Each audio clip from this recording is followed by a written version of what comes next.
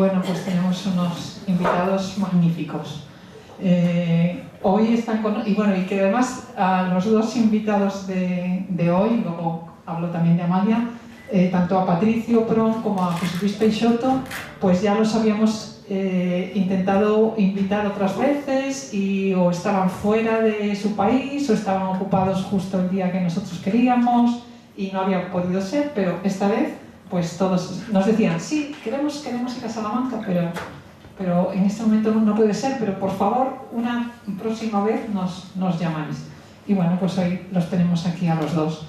Y después también que diga, bueno, agradecer a ellos dos, agradecer a vosotros por venir y agradecer también a Amalia, pues porque ya también desde que nos conocemos, hace un año y pico, pues siempre me dijo, bueno, pues cuando hagáis así alguna cosa que os apetezca que colabore con alguna presentación de literatura, pues aquí estoy. Y bueno, pues esta vez le dijimos, pues venga, esta es tu...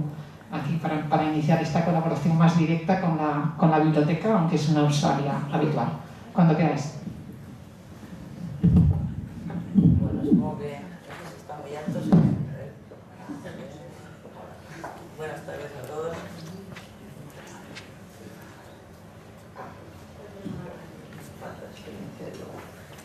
Buenas tardes. Bueno, en primer lugar agradecerle a Nona que haya contado conmigo en esta ocasión para estar en este lugar privilegiado de la Casa de las Conchas. Sobre todo agradecerle estar con dos portentos literarios, digo portentos con P, porque así podría haber dicho dos bestias literarias, no habría dicho más, no, dos portentos literarios, somos así, como son Patricio Pron y José Luis Peixoto, porque estoy segura de que algún día podré decir que tuve el privilegio de presentar o introducir o acompañar a estos dos escritores, como alguien podría decir hoy que tuvo el privilegio de estar en una ocasión parecida con Cortázar y Saramago.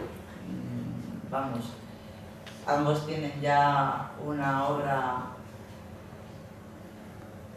consolidada, muy bien aceptada por la crítica, aplaudida por los lectores y ambos están en plena producción. A ninguno de ellos se les ha, eso que se dice habitualmente, subido a la cabeza o se han dormido en los laureles, que es otra de las expresiones típicas, sino que cada uno de sus libros parece un motor para el siguiente. La propuesta de hoy, Soy yo quien escribe, es muy pertinente, veremos por qué, porque aun siendo dos escritores con mundos muy diferentes, tienen también bastantes cuestiones en común. No voy a decir una biografía al uso, porque todos la podéis consultar, pero sí quiero dar dos o tres pautas biográficas de cada uno que a mí me parecen pertinentes para ver luego la importancia autobiográfica que puedan tener en su obra, porque supongo que ese es uno de los temas que va a salir más con una propuesta como esa pregunta de si soy yo quien escribe. Patricio Pron nació en Argentina, en Rosario, el lugar es pertinente, luego veremos también por qué, un 9 de diciembre de 1975. Es una fecha muy significativa, para nosotros lo es también, porque fue el año que murió Franco.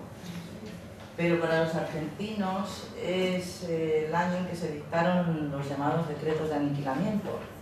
Y es el año, en 3 décadas creo, que hubo más violencia política con el tema de los desaparecidos, de los arrestos y, en fin, detenidos, y todos sabemos luego lo que pasó. Licenciado en Comunicación Social, que también es importante, porque en el siglo XX a los escritores se les pedía que fueran pájaros y ornitólogos, es decir, que cantaran, pero que también supieran identificar lo que cantaban y hablar sobre ello. Yo creo que en el siglo XXI se les pide que sean pájaros, que sean ornitólogos y que además sean buenos comunicólogos y que sepan responder a la mercadotecnia que les exijan las nuevas tecnologías.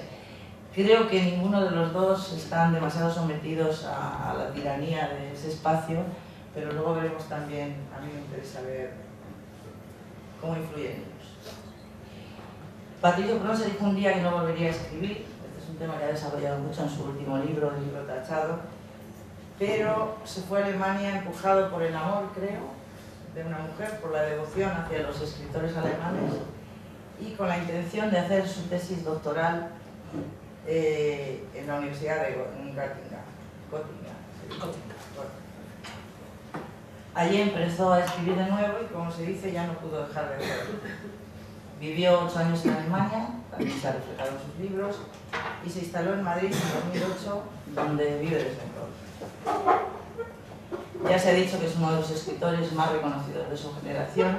Se le ha comparado, se le ha puesto a la par de Sebald, Bolaño, Thomas Bernhard, Peter Handke, Vila Matas. No voy a entrar ahora en más constantes de su estilo que irán saliendo a continuación, pero sí quiero leer un pequeño fragmento de El espíritu de mis padres sigue subiendo en la lluvia, una de sus novelas, porque parece responder un poco a esta pregunta. ¿Soy yo quien escribe? Dice, me pregunté, digo, ¿qué hubiera pensado él, su padre, de que yo escribiera un relato que apenas conocía, que sabía cómo terminaba? Era evidente que terminaba en un hospital, como terminan casi todas las historias, pero no sabía cómo comenzaba o qué sucedía en el medio. ¿Qué hubiera pensado mi padre de que yo contase su historia sin conocerla por completo, persiguiéndola en las historias de otros como si yo fuera el coyote y él el correcaminos, y yo tuviera que resignarme a verle perderse en el horizonte, dejando atrás detrás de sí una nube de polvo y a mí con un paño de narices? ¿Qué hubiera pensado mi padre de que yo contase su historia y la historia de todos nosotros, sin conocer en profundidad los hechos, con decenas de cabos sueltos que iba anudando lentamente para construir un relato que avanzaba con picones y contra todo lo que yo me había propuesto, pese a ser yo indefectiblemente solto? Luego volvemos sobre esta cuestión. José Luis Peixoto ha escrito poesía. Esto lo quiero decirlo primero porque se nota mucho en toda su narrativa. Ahora le preguntaba yo si estaban sus libros traducidos en España. Es un escritor portugués y se ha traducido toda su narrativa prácticamente, pero no su poesía. Y es muy significativa sus poemas, está ahí el germen también de su narrativa en potencia. Ha escrito narrativa, obras dramáticas, canciones. Publicó su primer libro a los 26 años, en el año 2000, y fue una pequeña narración que le moriste, en la que narra la muerte del padre. Otra cosa que tienen en común y que luego también podremos analizar. Obtuvo el premio Saramago, que le abrió las puertas editoriales, y es sin duda uno de los autores portugueses con más proyección internacional. Nació también en un año significativo, que es 1974, unos meses después de aquel día de abril, en septiembre, pero la dictadura, la guerra colonial y la emigración estuvieron muy presentes en su infancia. Sus padres fueron emigrantes en París, también es un hecho relevante porque dedica uno de sus libros precisamente a la emigración. Y él nació cuando regresaron y vivió hasta los 18 años en su pueblo. Ese pueblo del mundo rural es como el centro de todo el universo. Luego hablaremos de lo particular y lo universal también. Recibió el premio Saramago y desde entonces fue amigo suyo, desde el 2001. Lleva tatuado en el brazo derecho de Napatao, el lugar imaginario donde transcurren las novelas de William Faulkner. Sus dos últimas obras de títulos significativos son Libro y Galvellas, que es el nombre de su pueblo. Hay un momento en su libro, Una casa en la oscuridad, que también responde a esa pregunta, creo yo en parte, soy yo quien escribe. Me pregunto qué era lo que escribía en los libros. Le respondí que me escribía a mí. Me escribo lo que existo, donde siento, todos los lugares donde siento. Lo que siento es lo que existo y lo que soy. Me escribo en las palabras más ridículas, amor, esperanza, estrellas, y en las palabras más bellas, claridad, pureza, cielo. Quizás sí sería pertinente, aunque yo haya extractado estas dos frases de sus libros, empezar por la pregunta. No sé si de entrada es demasiado violento hacer una pregunta tan general, pero podríamos tirar de ese hilo. ¿Quién escribe en el caso de Patricio Pron y en el caso de José Luis Peixoto? Bueno, gracias. ¿Se escucha? ¿Me siento? Ahora sí. Gracias a María, gracias José Luis por haber aceptado la propuesta de conversar conmigo y gracias a vosotros por estar aquí. Esta, debo decir, entre paréntesis, es la tercera invitación que recibo para conversar con vosotros aquí en Salamanca y es la segunda vez que puedo hacer, es la tercera vez que la acepto y la segunda vez que cumplo con la promesa de venir. Y esto es debido a que la vez anterior perdí el tren. Y curiosamente yo venía a conversar con los estudiantes y con los profesores de la universidad acerca de para qué sirve la literatura. Ese era el título de la conferencia o de la conversación, pero no pude llegar, perdí el tren, lo cual demostró, digamos, que si para algo sirve la literatura no es precisamente para llegar a tiempo a los trenes. Esta vez, sin embargo, sí llega a tiempo y estoy muy agradecido y muy feliz de estar aquí con vosotros. Si decimos que indagamos en la cuestión de para qué sirve la literatura, deberíamos plantear quizás para comenzar que una de las funciones de la literatura, tanto para quienes la producimos como para quienes la leemos, es precisamente la de ser otro.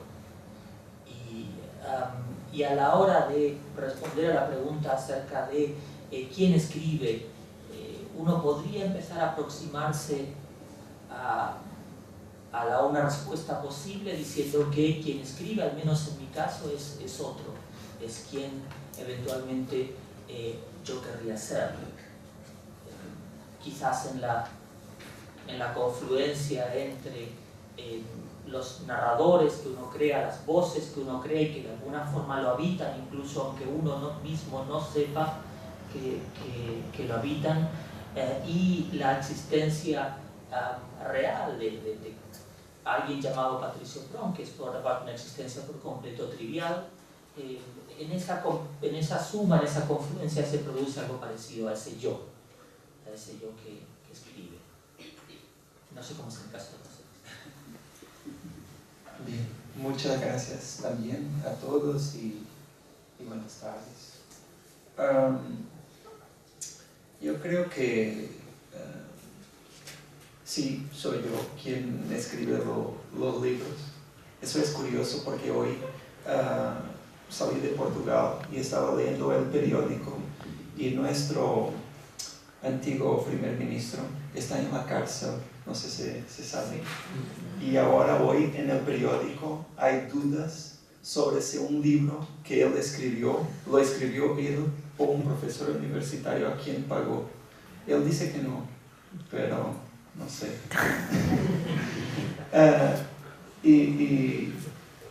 Y ahora me sentí como él en la cárcel diciendo, sí, fui yo que escribí el libro. Porque en realidad yo creo que sí, yo escribo lo que escribo, pero la cuestión más profunda y la cuestión que está presente a lo mejor en todas las cuestiones es, pero ¿quién soy yo?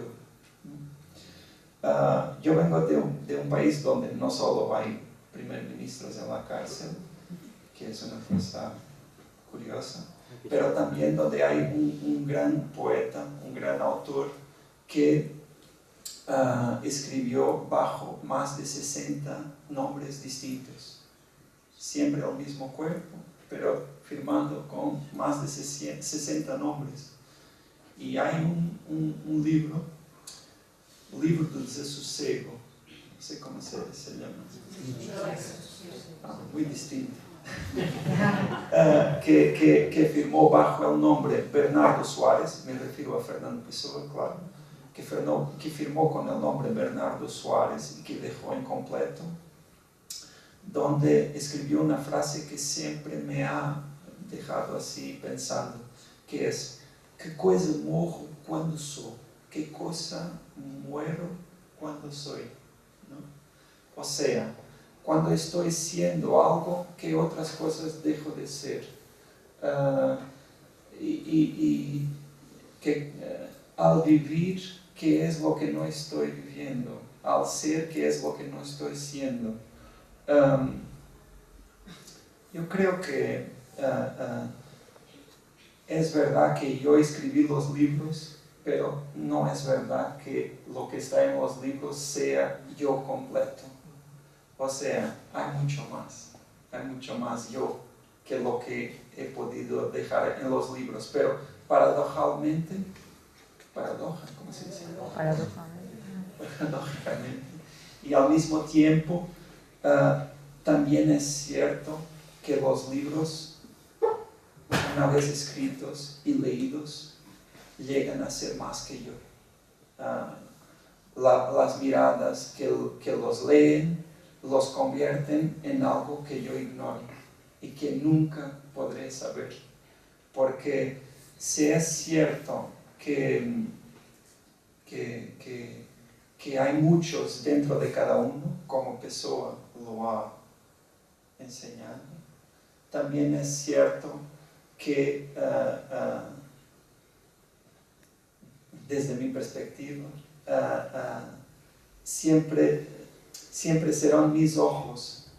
Yo solo puedo mirar con mis ojos, solo puedo, cuando me imagino al otro, siempre me imagino desde mi perspectiva.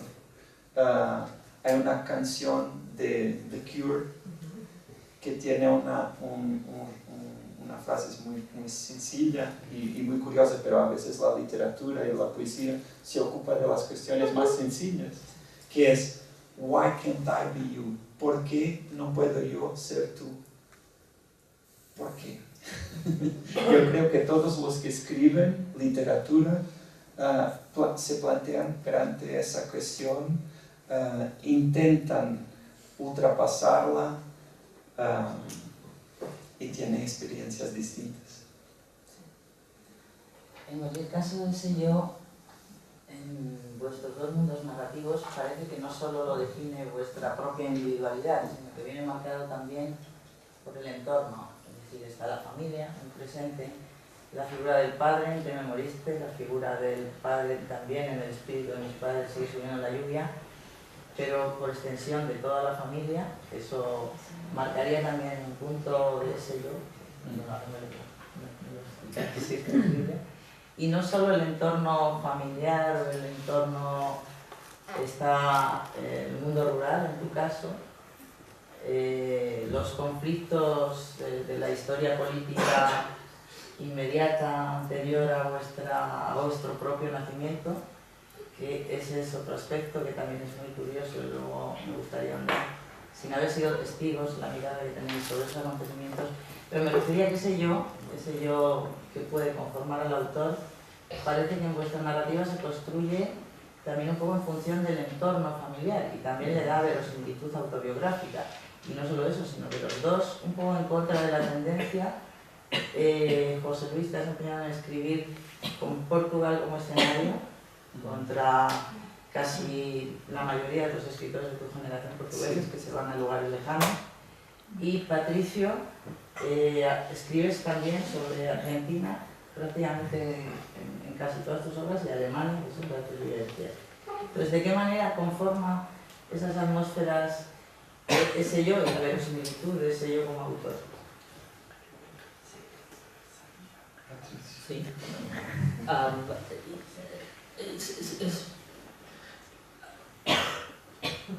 Es una pregunta muy interesante virtud de que creo que pone a la mayor parte de que nos escribimos en una especie de contradicción.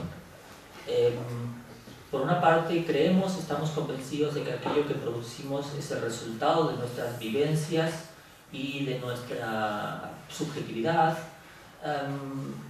pero a menudo reconocemos, en la medida en que escribimos, que esa subjetividad y esas vivencias son tanto resultado de aquello que nosotros hemos sido y hemos querido ser, como aquello que han hecho de nosotros.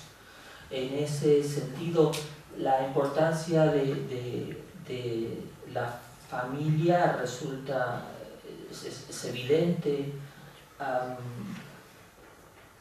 incluso aunque no sea evidente en buena parte de nuestra vida cotidiana. La literatura tiene como función, digamos, penetrar en aquellos sitios en los que habitualmente no penetramos en la vida cotidiana y plantear aquellas preguntas que ni siquiera sabemos que constituyen preguntas en nuestro día a día. Una de ellas, desde luego, y por eso es tan pertinente el título de esta conversación, es ¿quién escribe realmente? ¿Quién soy yo cuando escribo?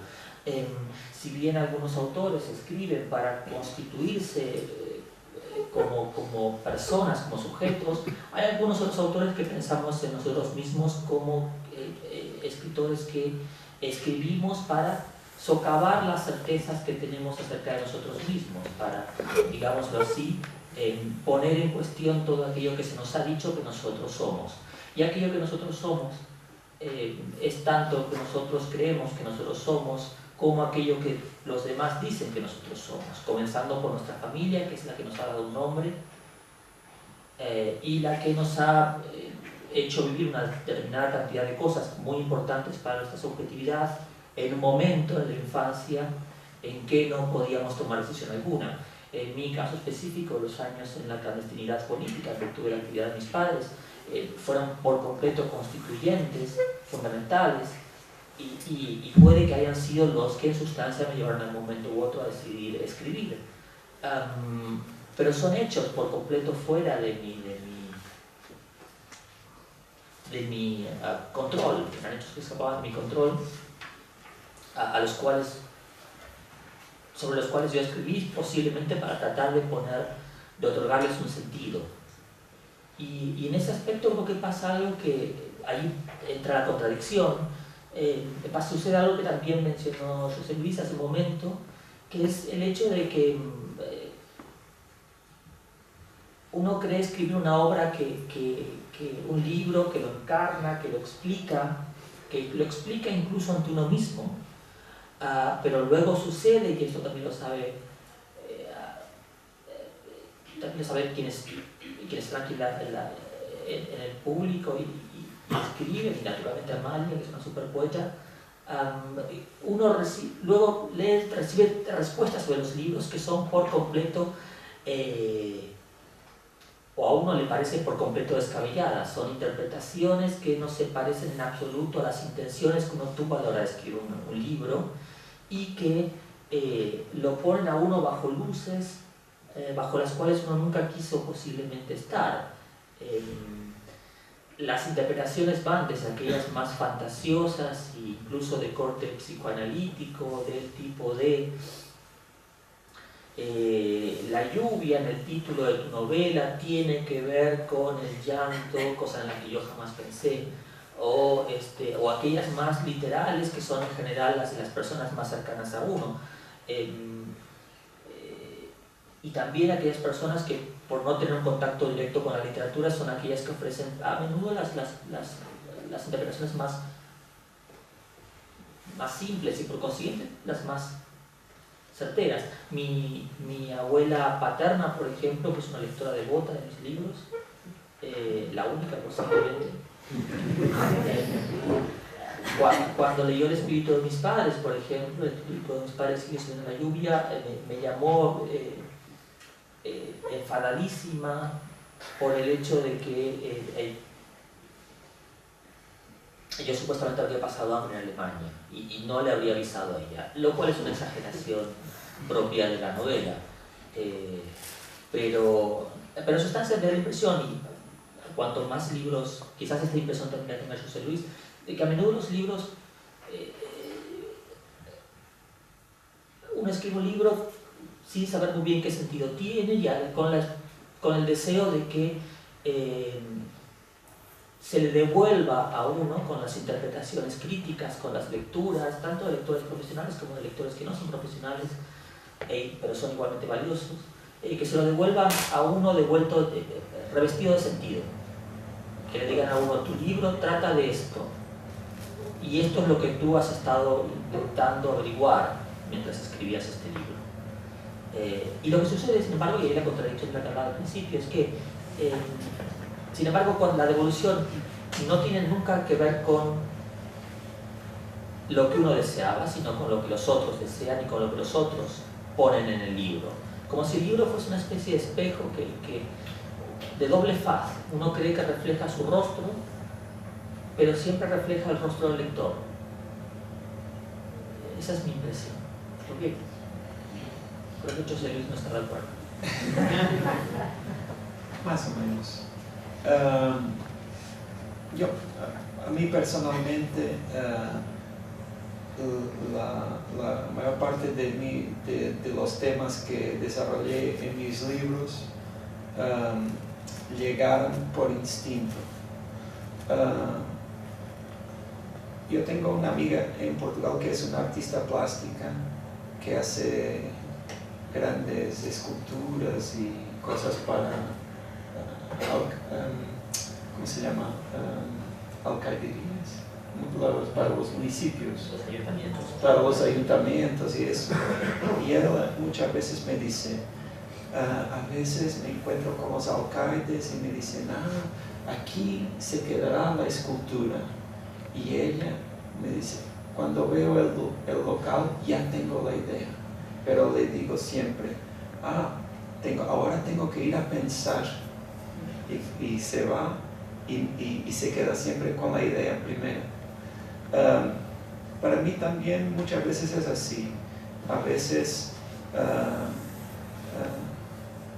hay temas como la familia o esas cuestiones más geográficas del local que son las primeras, y después yo voy también a pensar, entre comillas, pero ya sé que voy a escribir sobre eso, o sea, es lo que tengo para decir. La reflexión viene después, muchas veces. Y después de 15 años escribiendo novelas y poesía y otras cosas, ya llegué a algunos temas así que observé que son temas recurrentes, que siempre, sea lo que sea, siempre termino escribiendo sobre ellos. Y la familia es uno de esos temas, las cuestiones de la origen geográfica también. Y después pensando, no en el momento en que escribía, pero después me di cuenta que todos son cuestiones también de identidad, ¿no? Porque yo no escribo sobre las personas. Mi última novela se llama Galveias, que es un pueblo en Alentejo, cerca de la frontera con Extremadura, de 1000 personas. En Portugal nadie conoce Galveias. Y para mí fue importante llamar Galveias a esta novela. Si yo inventara un nombre, no era la misma cosa, porque eso es lo que hacemos, ¿no? Nombramos. Y tenía que ser Galveias, no podría llamarle Macondo o otra cosa, tenía que ser Galveias con esas letras. Inventarte el nombre del condado. Sí. Todavía lo tengo tatuado. Me parece curioso que dijeras, lo tenía. No, los tatuajes normalmente se quedan. Pero lo que pasa es eso, y la cuestión de la familia para mí tiene mucho que ver con identidad. Yo cuando escribo sobre mi padre, no tengo muchas dudas hoy que estoy escribiendo sobre mí, porque mi padre soy yo antes de mí. A veces cuando hablamos, yo creo que hay eso introduce una otra dimensión que es muy importante en la escritura, en la literatura, que es la cuestión, y que también tiene que ver con eso, con la conciencia de nosotros mismos y con todo el pensamiento, me parece que es la cuestión del tiempo. Porque mi padre existía antes de mí. Y hoy, ahora que tengo años, ya tengo una visión muy distinta de lo que de mi padre de la que tenía cuando tenía 12 o 14, ¿no? Hoy ya lo veo de otra manera y al verlo de otra manera me veo a mí mismo de otra manera. Faulkner, lo del tatuaje, tiene esa frase que me encanta, que él dice algo como el pasado no está muerto, el pasado no ha siquiera pasado todavía. Es así. O sea, cuando nosotros sabemos más sobre el pasado es presente. Ahora, cuando yo pienso sobre mi padre o sobre los años 60 en esa novela donde se habla de la inmigración que mis padres vivieron, pero yo no, eso es presente y porque hay toda esa cuestión de quién somos, de cuántos yos tenemos, pero también hay la cuestión de cómo miramos todo eso con la distorsión del tiempo. Sí, es muy hermoso lo que dices acerca de que mi padre soy yo antes de mí. A menudo olvidamos el hecho de que nuestros padres tan solo existen en cuanto padres en relación a nosotros, y que son padres tan solo porque nosotros los vemos como padres, como tal vez posiblemente algún día otro nos vea como padre a nosotros. Nos pertenecen, por decirlo así, o al menos creemos que nos pertenece la relación que se establece entre padres e hijos, la cual no es baladí a la hora de pensar acerca de quiénes somos nosotros mismos, ¿no? El activista político estadounidense Malcolm X dijo una vez una cosa muy hermosa. Él dijo que no puedes odiar las raíces de un árbol y no odiar el árbol mismo. No puedes desear destruir las raíces de un árbol y no querer destruir el árbol mismo. Creo que algo así sucede con los padres y con la herencia. Y creo que algunos escritores, y esto es creo que lo que me vincula con José Luis, sentimos un cierto peso del pasado y un cierto deseo, naturalmente, que a veces reviste el carácter de una obligación, por lo menos en mi caso, no sé en el caso de José Luis, de contar aquellas historias que nos conformaron, en virtud de que forman parte de esa historia que nos han contado y que se llama nuestra familia, digamos, y que son las historias que nos han conformado de alguna manera y que no serían contadas, pensamos nosotros, de no estar nosotros allí, ¿no? Si me permites, hay algo que has dicho que me parece que está muy cierto y que tiene que ver con esa cuestión histórica. O sea, yo personalmente me siento muy órfano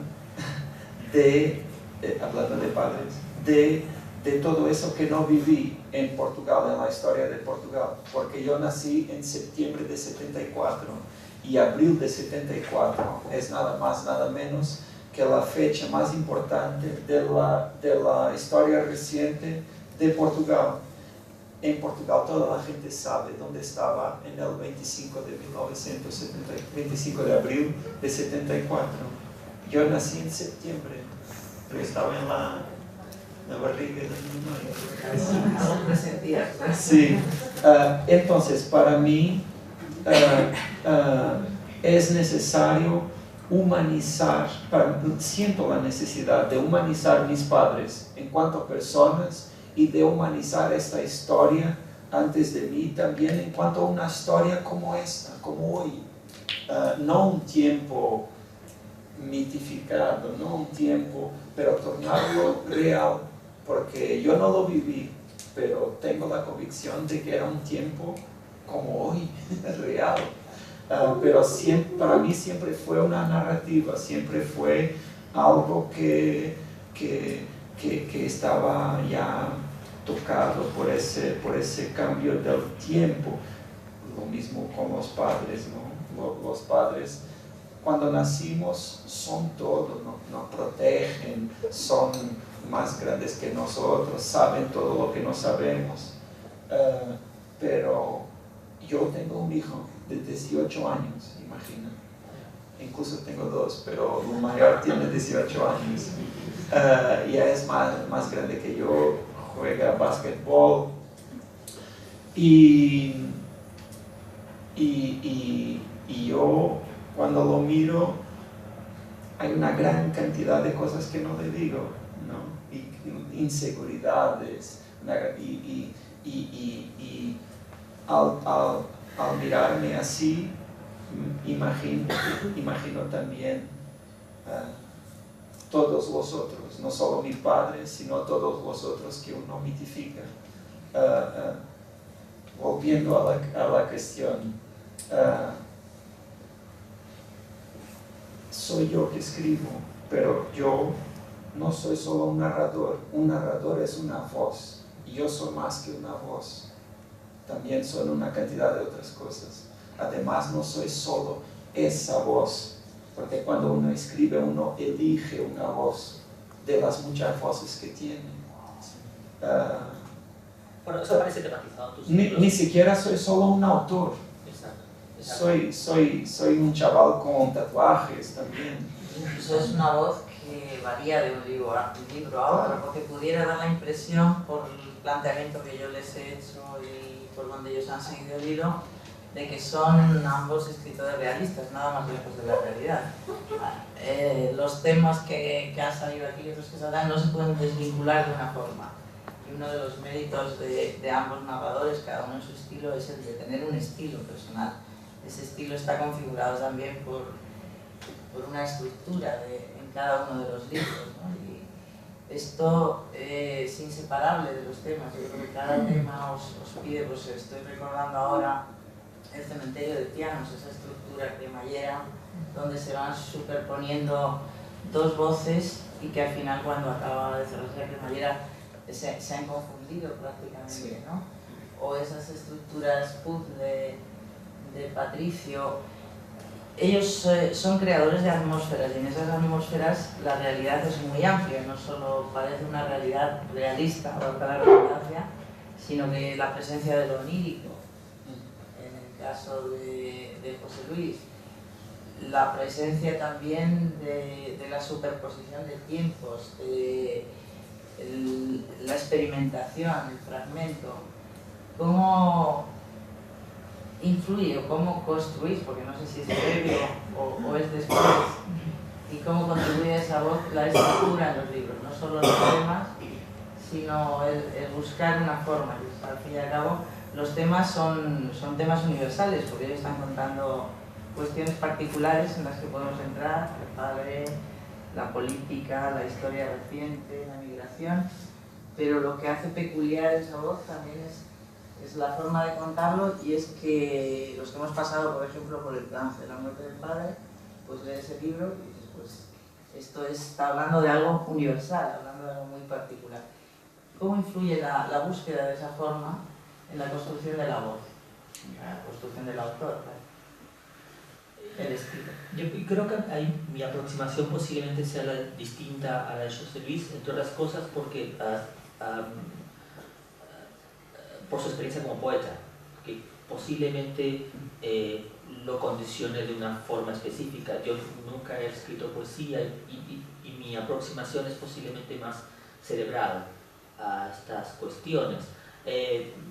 Una de las cosas que admiro del trabajo de José Luis es precisamente las estructuras de sus libros, que son algo que me interesa mucho a mí como narrador, pero también como autor, que me hacen pensar que quizás en su experiencia sea similar a la mía, por cuanto cuando yo escribo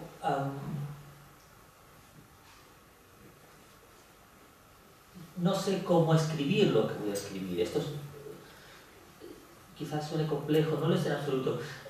Escribir para mí supone, digamos, abrir una instancia de disponibilidad en la cual yo pruebe si puedo contar lo que quiero contar de la forma en que creo que quiero contarlo. Siendo además los temas, al menos mis temas por completo agotados por la literatura, en virtud de que son los temas habituales de esta, el pasado, la identidad, las luchas de quienes nos precedieron y las de aquellos que nos seguirán, los vínculos entre individuo y sociedad, las familias, etc. Urgen buscar aproximaciones diferentes, alternativas a las ya empleadas. Pero yo nunca sé si puedo escribir lo que quiero escribir. Tampoco sé cómo escribir mis libros. De tal forma que los escribo para saber si puedo escribirlos. Y los escribo para saber cómo los escribiría. La estructura a menudo responde a esa pregunta. Todos mis libros comienzan con una pregunta completamente banal del tipo de ¿se puede hacer esto? ¿O puedo yo hacer esto? Y en ese caso, ¿cómo lo puedo hacer? Y allí comienza todo. Es, como digo, una aproximación posiblemente más analítica que la de José Luis. Pero en cualquier caso lo vamos posiblemente consideramos en el hecho en el deseo de buscar, tratar de recorrer los caminos menos trillados.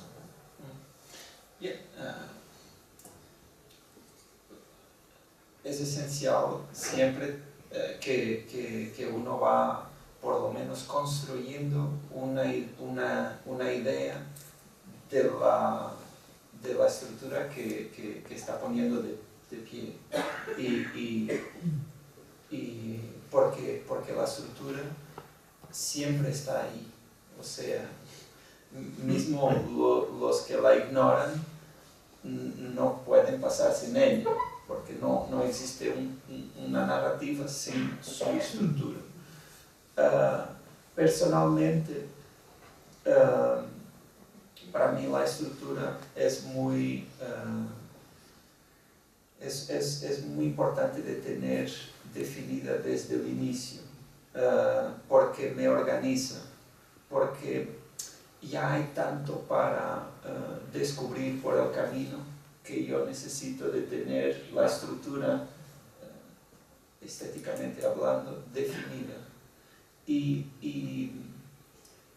de lo que observo, de los libros que he hecho, siempre, creo que es verdad que la poesía tiene algo que ver con las estructuras que elijo, porque siempre tengo la noción del texto como Amalia ha utilizado una palabra como un motor, pero como una máquina, o sea, como un mecanismo, algo que tiene que funcionar y que no tenga piezas sueltas, ¿no? Que todo tenga una función en función de algún aspecto que sea importante para ese texto. Pero cada libro tiene su función, cada libro tiene su camino, cada libro tiene sus colores, ¿no? Pero también es verdad que hay mucho que no sé antes de escribir, y también es verdad que antes de la primera palabra todo es posible, y antes de la primera palabra el libro será seguramente una obra maestra increíble. Nunca ha sido visto nada como ese libro que yo imagino antes de escribir la primera palabra. Pero cuando escribo la primera palabra ya no es todo posible. La primera frase es la segunda, ya está definida, ya no puede ser todo. Y entonces ahí tengo también que hacer una gestión de la realidad, de lo que tengo en manos, hacer decisiones y intentar construir algo que no caiga, que se quede de pie. Está muy bien eso. Por una parte, nuestra intuición del funcionamiento del mecanismo a menudo es inexpresable. Al igual que un pintor que sabe que tiene que colocar un trazo azul en un rincón de la tela, pero aún no sabe si ese trazo azul va a corresponder a una figura, a una persona, a una flor, a una planta, lo que sea, y no puede siquiera verbalizarlo. A menudo nosotros tenemos esa impresión de que hay cosas que funcionan y cosas que no funcionan, pero es difícil explicarlo. Quizás quien mejor intentó explicarlo es Edgar Allan Poe. Él contó una historia que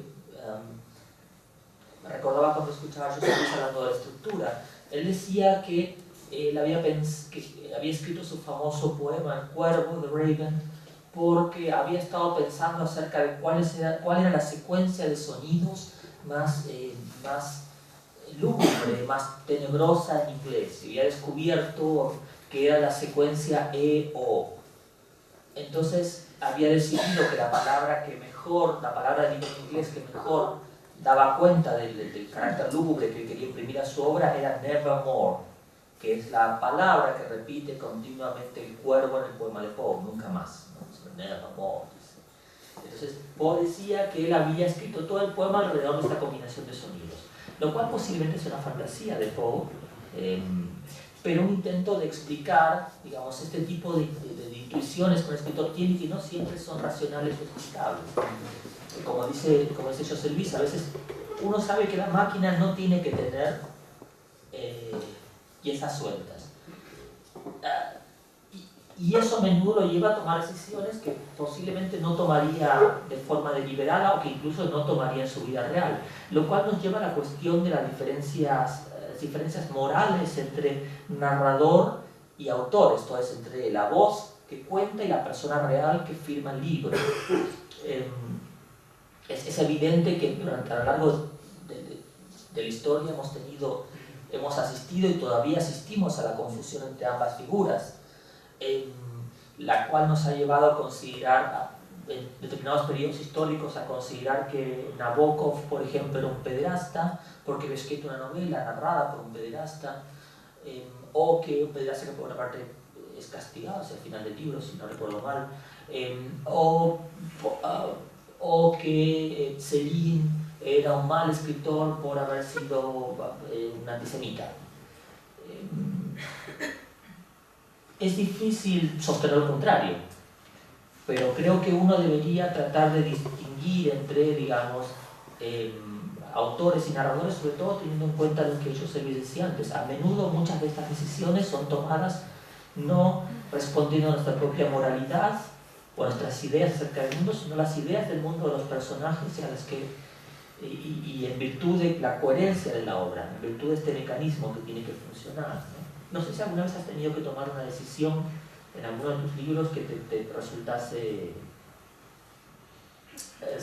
repugnante desde el punto de vista moral. Sí.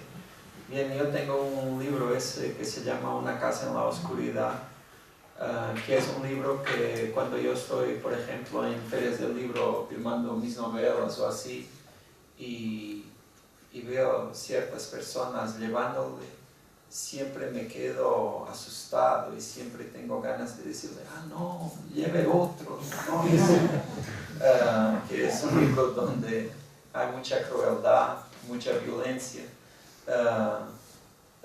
pero Amalia ha utilizado un adjetivo que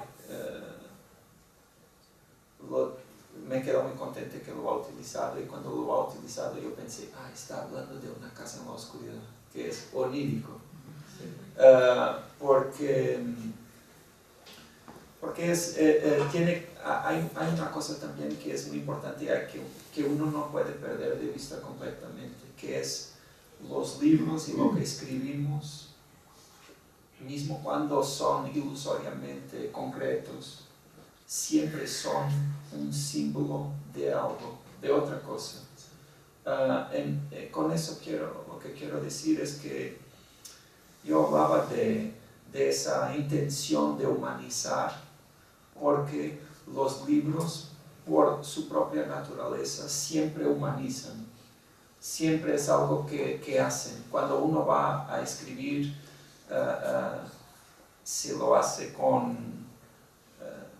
yo creo que siempre humanizan, porque los libros y la literatura es algo que viene del humano.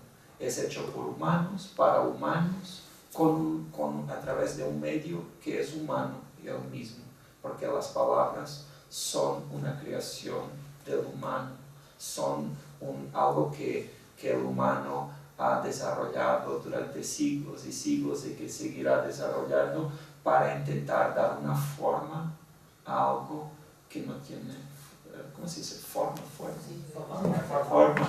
Algo que no tiene forma y que es invisible, que intentar dar casi una definición a algo que es de una dimensión sin definiciones. Me olvidé. Hay el espacio de lo simbólico. Sí. Y por eso no podemos tener la pretensión de que los otros van a leer lo que era nuestra intención, porque nosotros mismos en el futuro no vamos a leer lo que escribimos como cuando lo estábamos escribiendo. Ni siquiera debería ser conveniente que así fuera, ¿no? No se produce. El sentido de la literariedad, es decir, si un escritor, el que escribe, un narrador, siempre los lectores leyesen lo que ha querido contar, sería una crónica de su vida, ¿no? Hay una transposición, yo al menos en vuestros libros, sí que siempre noto que hay una raíz, como que algo sí pertenece a ese mundo. Sí, pero vuestro, las palabras pero ellas mismas cambian, ¿me entiendes? Las palabras ellas mismas cambian. Libro no significa lo mismo hoy que hace 2 siglos. La palabra libro es la misma palabra, hay una cantidad de significados que son similares, pero cuando se dice la palabra hoy no se está diciendo la misma cosa. De hecho, si se dijera, no se produciría este raro milagro de la literatura, que es la identificación del lector. La producción de literatura se detendría si los libros constituyesen el documento de una subjetividad, en virtud de que esa subjetividad no nos interpelaría, no nos diría nada. Como autores tenemos la fantasía de controlar todo lo que los efectos que produce nuestra obra. De otra forma no la produciríamos. Nos limitaríamos a enunciar intuiciones. Y quizás sea en el fondo lo que hacen algunos poetas, por lo menos, que producen el marco de un género que está abierto a la interpretación, está deliberadamente abierto. Los narradores, aquellos que nunca hemos escrito poesía, tratamos de producir algo más contenido en su multiplicidad de significados, pero también sabemos y debemos aceptar el hecho de que significan otras cosas para otros. Yo a menudo me sorprendo pensando en el hecho de que me sorprendo encontrándome con respuestas por completo inimaginables para mí de lectores que provienen de sitios en los que yo jamás pensé. Digo, lectores de mis libros, ¿no? Lo que mis libros significan para un lector austríaco, o lo que mis libros significan para un lector, para un joven italiano en este momento, o lo que significa para un lector chino, por hablar de 3 experiencias de traducción por completo distintas, que imagino que habrá tenido también José Luis, que ha sido también muy traducido. Lo que significan para ellos, mis libros es siempre fascinante para mí. Pero por otra parte me fuerza a mí a pensar en lo que para mí significaron los libros de Franz Kafka, por ejemplo. Jamás Kafka pudo siquiera imaginar,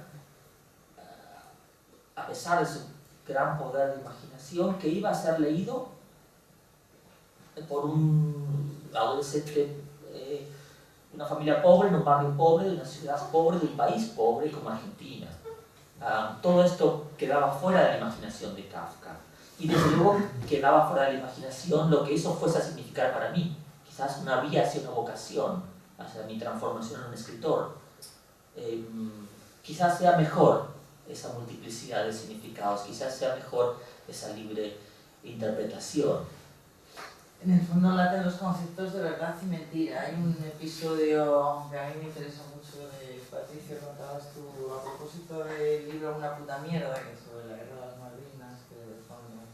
Y bueno, es una parodia de la soldadesca y de todo lo que allí pasó y sobre todo lo que os contaron que había pasado y de esa épica, esa falsa épica que se hizo creer a la población. Entonces hay un momento en que tú cuentas que tú venías del colegio diciendo mentiras, pero de pronto descubres que hay una mentira mayor que al menos sirvió para afianzar tu concepto de la literatura. De que... Todo eso comenzó, quizás aquí ha sido uno de esos momentos que generan una vocación, ¿verdad? Lo cuento muy rápidamente porque lo he contado ya en varios sitios. Yo iba al colegio, en mi primer año en el colegio, yo tenía 6 años cuando se produjo la guerra de Malvinas que enfrentó a Argentina y a Reino Unido en 1982. Y mi madre todos los días me preguntaba qué había hecho en el colegio. Lo que yo había hecho era naturalmente banal, no tenía ningún interés para nadie, ni siquiera para mí mismo. De manera que lo que yo hacía era embellecer la experiencia con relatos que me inventaba. Un día mi madre me descubrió y se enfadó muchísimo, me regañó, me castigó, apelando al hecho de que supuestamente yo no debía contar mentiras, que nadie debía contar mentiras. Luego estalló la guerra de Malvinas y durante la duración del conflicto, que fue aproximadamente 2 meses, se nos hizo creer a los argentinos a través de la prensa, controlada por la dictadura militar, que estábamos ganando la guerra. La guerra se convirtió en una especie de partido de fútbol en el cual nuestro fracaso en el Mundial, porque esto fue simultáneo al Mundial de España de 1982, en el cual Argentina, que venía como campeona del mundo, se despidió trágicamente por la puerta de atrás, costumbre que repetiríamos sucesivamente en futuros mundiales. Era compensada esa derrota, era compensada con la victoria militar. Y se nos presentaban gráficos en la prensa que mostraban, ¿no? Hoy hundimos 2 barcos y hoy se hundieron 1, se acabamos ganando. Y esto sin soslayando naturalmente la tragedia de la guerra y los muertos. Esto se produjo durante aproximadamente 2 meses hasta que al final los periódicos un día dijeron hemos perdido. Esto nos dejó profundamente desconcertados. Posiblemente los adultos supieran que digamos, nos dirigíamos hacia ese sitio, digamos. Mis padres son periodistas, es posible que ellos lo supieran antes que yo, pero yo era niño y yo creí la mentira de que estábamos ganando, que de repente perdimos. Y sucedió algo que todavía recuerdo, que es que a pesar de ser yo un niño me quedé pensando en el hecho de que era muy singular y curioso que una mentira privada, sin ningún tipo de consecuencia como la mía, destinada, digamos, a embellecer la vida de mis padres y la mía propia, fuese castigada, severamente castigada, mientras que una mentira social que suponía la muerte de cientos de personas, en el caso específico de Argentina, jóvenes de 18 años sin ninguna formación militar que fueron arrojados a las islas a luchar contra la climatología y contra uno de los ejércitos más poderosos del mundo. Digo, esa mentira enorme tenía enormes efectos. Quizás parezca banal, pero fue uno de esos momentos en los cuales surge una vocación. Creo que en ese momento me di cuenta que yo debía convertir lo que parecía un defecto privado, que era la mentira, en una virtud pública, convirtiéndome por fuerza en escritor, haciendo que alguien quisiera leer esas mentiras. Ahí comenzó todo para mí. Sí, de hecho el concepto de la verdad es uno de los temas de mi trabajo. temas que más se repiten. Y José Luis, más que la verdad es la obsesión del tiempo, es la que yo veo como una presencia fortísima, un poco en lo que decías antes, de cómo se incorporan a ti mismo tus progenitores, tus ancestros, y de hecho toda tu voz muestra también muchísimo respeto por esos ancestros. No solo en la realidad, sino también en la literatura. Es curioso, volviendo a otro tipo de padre, no al padre fisiológico, sino al padre literario, normalmente un escritor joven suele, como se ha dicho siempre, casi era tener la necesidad de matar al padre.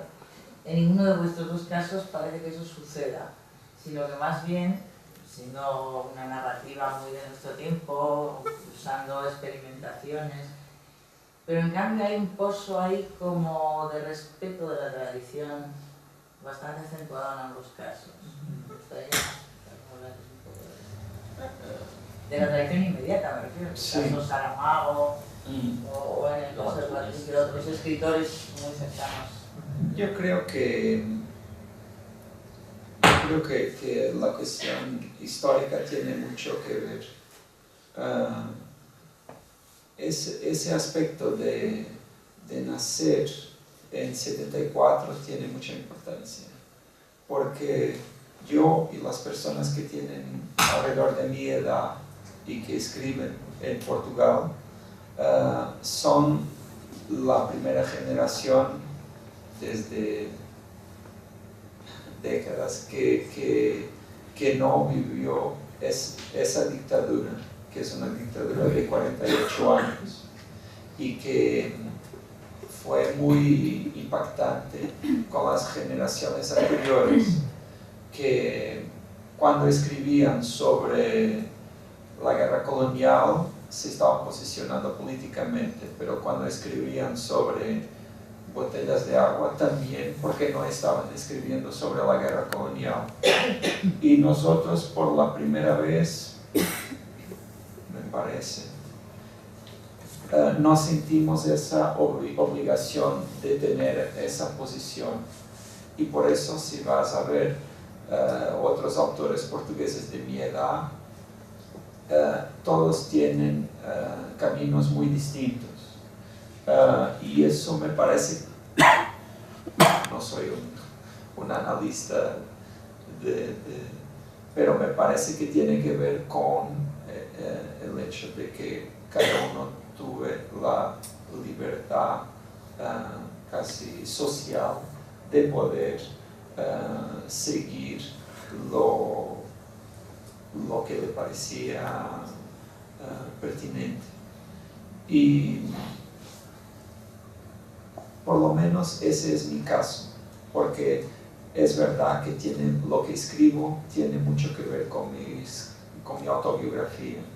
Hablabas de Cementerio de Pianos, por ejemplo. El primer capítulo de Cementerio de Pianos es la descripción factual del último día de vida de mi padre. Después empieza la novela, pero el primer capítulo es 100% autobiográfico. Quien lea la novela no puede identificarlo, pero yo sé. Y sería distinto si no fuera así. Porque mismo cuando es invisible para los otros, está ahí. Por eso a veces hay esa intuición, pero sería distinto si no estuviéramos despiertos para reconocer la intuición también y para seguirla a veces. Y es eso. Yo personalmente hay muchos autores portugueses que fueran importantes para mí y lo respeto, como respeto los que vinieran antes de mí al nivel familiar y todo eso, pero quiero que me respeten también. Y me parece que muchas veces hay algo de inmaturidad en esa necesidad de borrar de la historia los anteriores, o de uno afirmarse destruyendo. Me siento un autor de autoayuda hablando de estos términos, pero es verdad, porque los que escribimos siempre seremos distintos. No es como Ronaldo y Messi. Esos pueden competir explicaría. Sobre todo por la cuenta bancaria. Sí. Pero no, esos están en una competición pero nosotros no. Me pasó, o sea, yo y los autores, si yo tuviera un hermano gemelo que escribiera libros, serían distintos, y la validad de sus libros no sería una amenaza para la validad de los míos, solo si yo fuera tan inseguro que lo mirara así. Pero me parece que también hay que haber alguna seguridad propia cuando uno escribe y publica, porque si no creemos como válido lo que tenemos para decir, ¿por qué decirlo? Sí, absolutamente de acuerdo. Hay una cosa muy interesante que sugiere su servicio, es que en la comparación entre futbolistas y escritores, que es que buena parte de los enfrentamientos que se producen entre escritores están vinculados con el hecho de que no existe, a diferencia de otros ámbitos, como por ejemplo el del fútbol, no existe en la literatura una instancia objetiva que determine el valor de los escritores. Los deportistas tienen rankings, los tenistas tienen el ranking del ATP, por ejemplo, los futbolistas pueden comparar el palmarés que tienen, los premios que han obtenido o sus ingresos entre sí, al tiempo que los escritores carecemos de estas instancias. Los enfrentamientos, por consiguiente, son inevitables, porque en un momento de inmadurez, como decía muy bien José Luis, uno considera erróneamente que su valor está supeditado al disvalor, a la pérdida del valor de otros. Más tarde, después, uno comprende que en realidad uno forma parte de una genealogía, y que esa genealogía está compuesta también por los escritores que lo han precedido. En mi caso específico, que es también el de un escritor que es crítico literario, yo me veo obligado a participar de enfrentamientos que yo trato que se limiten específicamente a los textos. A menudo es difícil recordarle a la gente el hecho de que uno está hablando de libros y no de personas. Pero en cualquier caso, y más específicamente en relación a mi genealogía, el hecho es que hay en esa genealogía escritores magníficos. Yo no podría jamás, no desearía que no hubiese estado. La idea, el matar al padre constituye, digamos, una forma de decir, bueno, esta persona, este escritor no ha existido. Y sin embargo sí ha existido, al punto de que no se ha conformado por completo.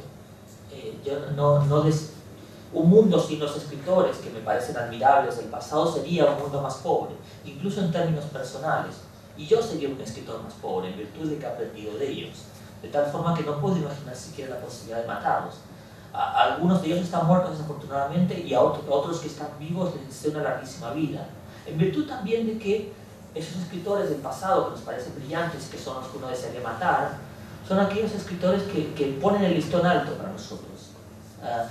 Mi deseo es siempre el de escribir un libro que esté a la altura de los libros de, por ejemplo, Lobo Antunes, el escritor portugués, que me parece deslumbrante, creo que en eso coincidimos. Desde luego es una batalla perdida de antemano, nunca podré escribir los libros que escribe Lobo Antunes, pero es magnífico que estén dando vueltas por allí. Yo no querría que él deje de estar dando vueltas por allí, porque me hace mejor, me obliga a ser mejor, ¿no? Además, si me permites,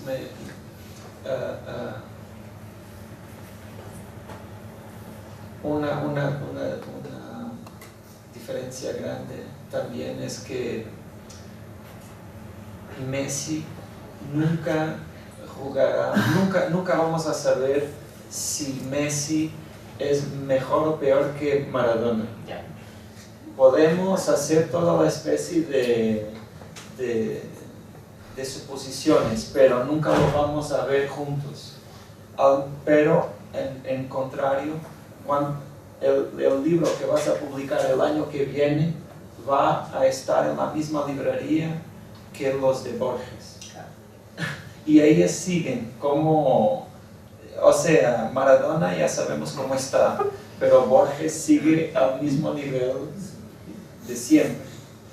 Bueno, esa es una virtud de los libros, que es al mismo tiempo su condena, que es que nos dejan detenidos en el tiempo, en nuestra mejor versión, pero también en nuestra peor versión. Todos los escritores tenemos un libro del cual abjuramos y del cual nos arrepentimos, y ese libro pues está allí, no podemos borrarlo, ¿no? Sí. Al margen de esto, el fútbol de la época de Maradona era muy diferente al fútbol de la época de Messi, era mucho más lento. Por consiguiente, mi opinión es que Messi es mejor. Bueno, que derive a una conversación sobre fútbol. Una última cuestión que yo os quería plantear y pasamos, si queréis, a abrirnos un poco el espectro, pues si queréis preguntar algo. Vosotros como novelistas sois conscientes en una época que se habla tanto de la muerte de la literatura, que Patricio tan acertadamente, tan incisivamente tratas en el libro Tachado. Digo, en un momento en que se repite hasta la saciedad que el libro como tal va a morir, que la literatura va a morir, ¿sentís un poco el peso de la responsabilidad? Yo creo que cada publicación de un libro vuestro, como la literatura, desmiente esa afirmación. Pero ¿tenéis conciencia, sentís esa responsabilidad de que un poco en vuestra generación también hay esa esperanza de que eso no suceda, de que pueda seguir habiendo escritores de los de siempre, con las intencionalidades de los de siempre, que los dos habéis manifestado que queréis pues, responder a las grandes preguntas, es un poco las cuestiones clásicas, aunque sea con nuevos formatos. Pero ¿sentís esa responsabilidad? Yo creo que la literatura es muchas cosas y entre ellas es una forma de conocimiento. No es una ciencia exacta, no te da las respuestas que te da la química o la biología o la matemática, pero te da algunas respuestas que te son útiles en la vida. Y después de leer una novela, uno a veces no sabe lo que aprende, pero aprende algo, no es lo mismo. Y en cuanto la literatura tenga ese valor práctico, seguirá viviendo sin necesidad de ayuda. No es un casi cadáver, no está allí llevando ventilación de la máquina. Lo problema con los libros no físicos me parece que es no tanto un problema de que van a desaparecer los libros de papel. Para mí lo que más me incomoda es que cambie la manera como se lee. O sea que uno ya, por ejemplo, ya vemos cómo la internet, por ejemplo, ha traído algunas mudanzas a la forma como se escribe. O sea, la gente, por ejemplo, hoy en YouTube los vídeos no es muy bueno que tengan más que 6 minutos, porque nadie se queda ahí 6 minutos viendo un vídeo. Después de 2 minutos ya cambian, ya no pueden. Los textos también en internet y los blogs muchas veces tienen que ser cortos, porque la gente no les gusta leer más que 10 líneas. Yo personalmente creo en la lectura como algo que en sí misma es positivo para los que la ejercen. Creo que leer tiene que ver con calibrar la respiración. Leer es un encuentro con nosotros mismos. Leer es un espacio donde pensamos, donde confrontamos nuestro pensamiento con lo de otros. Leer es un tiempo que tomamos para nosotros, y eso me parece que debe continuar mientras yo esté vivo. continuaré haciéndolo y creo que muchos otros también. Por eso aquí estamos encontrándonos en una biblioteca y hablando de estos temas raros, ¿no? Bueno, yo coincido parcialmente con José Luis en el sentido de que naturalmente mientras yo siga vivo seguiré escribiendo y leyendo. Tengo algunas dudas acerca de la viabilidad de la literatura a largo plazo, o por lo menos de la viabilidad de la literatura que nosotros que denominamos a menudo de calidad, la que a mí particularmente me interesa como lector.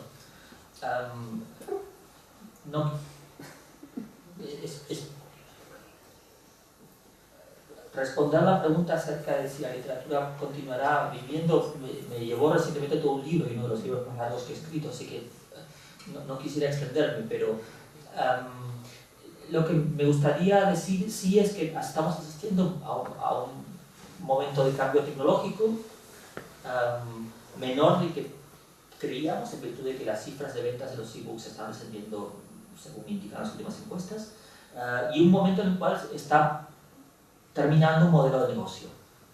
Un modelo de negocio tradicional que concebía el libro como un producto físico que era producido por una persona y llevado a un sitio, etcétera, etcétera. Este final del modelo de negocio no significa necesariamente el final de la literatura, sin embargo.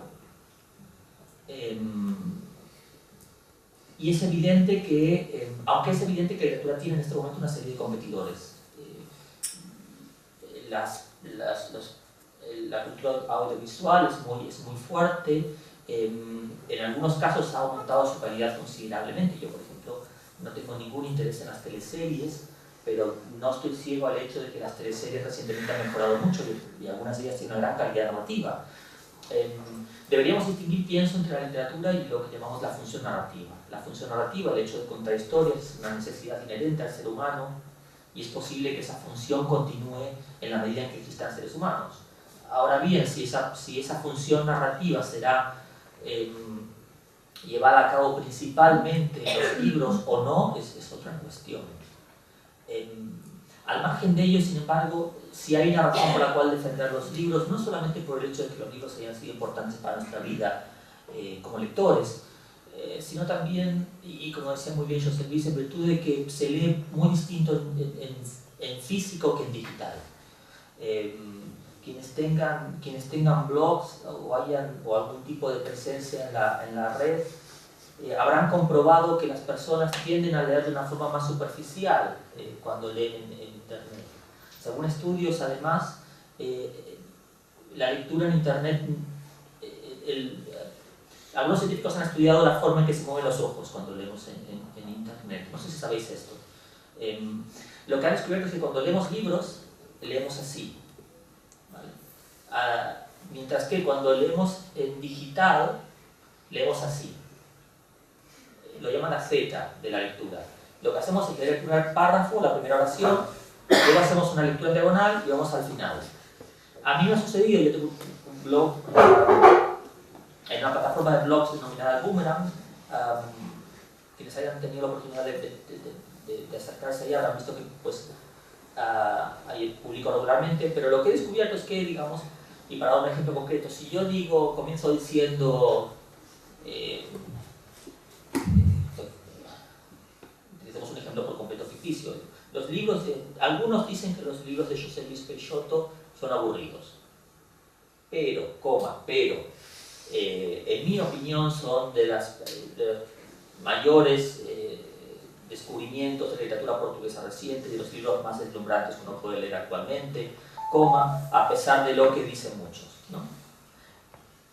Si yo escribo con esa estructura, el lector va a decir, de la sección de comentarios, ¿por qué dices que Peixoto es malo o es aburrido? Tú has escrito yo he escrito un artículo para decir exactamente lo contrario, pero las personas solamente han leído la primera línea y la última. Esto entraña una serie de contradicciones, problemas, riesgos, pero sobre todo entraña una gran dificultad para vehiculizar ideas complejas. Mis editores en el blog, por ejemplo, me dicen todo el tiempo que tengo que escribir párrafos más cortos, oraciones más cortas. Mi opinión, sin embargo, mi impresión, sin embargo, es que, digamos, también hay un sitio en Internet para narrativas más complejas o para personas que, desde el punto de vista de los críticos literarios, estamos yendo un poco más allá de lo estandarizado y lo común. pero es una lucha. Es una lucha, sin embargo, que creo que vale la pena llevar a cabo, porque en particular si queremos seguir política y emocionalmente vivos, que me parece que es lo que nos da la literatura. Es algo que me inquieta cada vez más, las dificultades para permanecer política y emocionalmente vivos en este momento histórico. La literatura para muchos de nosotros constituye esa posibilidad. Y creo que en ese sentido es una lucha que es bueno, es una pelea que es bueno pelear, desde cada uno de los sitios en los que estamos. Bueno, creo que vamos a invitar a todos vosotros, si queréis aprovechar para plantearles alguna cuestión. Bueno, que mañana me parece que hay un desayuno, ¿no? Sí,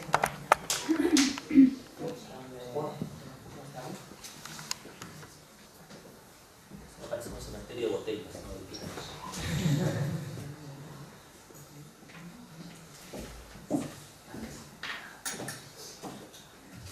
Bueno, pues si no hay ninguna cuestión adicional, para mañana hay tiempo de conversar otra vez. Bueno, podríamos seguir muchas horas hablando porque son 2 obras literarias muy densas, pero hay que dejar algo para la próxima vez. Y gracias, José Luis, gracias, Patricio.